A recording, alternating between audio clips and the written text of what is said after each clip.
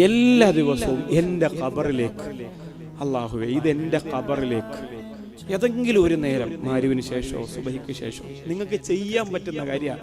ഒരു മലമറിക്കുന്ന ജോലിയില്ല, ഒരു നിബന്ധനയേ ഉള്ളൂ, വെപ്രാളപ്പെട്ട് ഓതരുത്. അഊദു ബില്ലാഹി മിനശ് ശൈത്വാനിർ റജീം ബിസ്മില്ലാഹിർ റഹ്മാനിർ റഹീം ഖുൽ ഹുവല്ലാഹു അഹദ് അങ്ങനെ നിർത്തി ഓതണം. അല്ലാഹു ആ പരിപാടിക്ക് കവറിൻ്റെ അകത്തോട്ട് ചെല്ലണ്ട. അവിടെ ചെക്കിംഗ് ഒക്കെ ഉണ്ട്. ഇത് നിങ്ങളെപ്പോലെ ചിരിച്ചാണിക്കുമ്പോൾ കയറ്റി വിടൂല, അലിയാരാക്കാരെ ഭാര്യ എന്നും പറയും.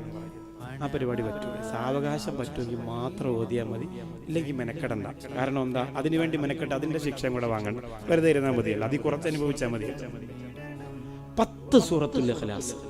എന്താണ് നിങ്ങൾക്ക് ദുനിയാവിലെ നഷ്ടം? ഒന്നുമില്ല. ഇത് എൻ്റെ ഖബറിലേക്ക്, എൻ്റെ ഖബറിലേക്ക്, അല്ലാഹുവേ എൻ്റെ ഖബറിലേക്ക് മക്കൾ വന്ന് ദുആ ചെയ്യുമെന്ന് നമുക്ക് പ്രതീക്ഷ മാത്രമുള്ള, ഉറപ്പില്ലാത്ത നമ്മുടെ ഖബറിലേക്ക്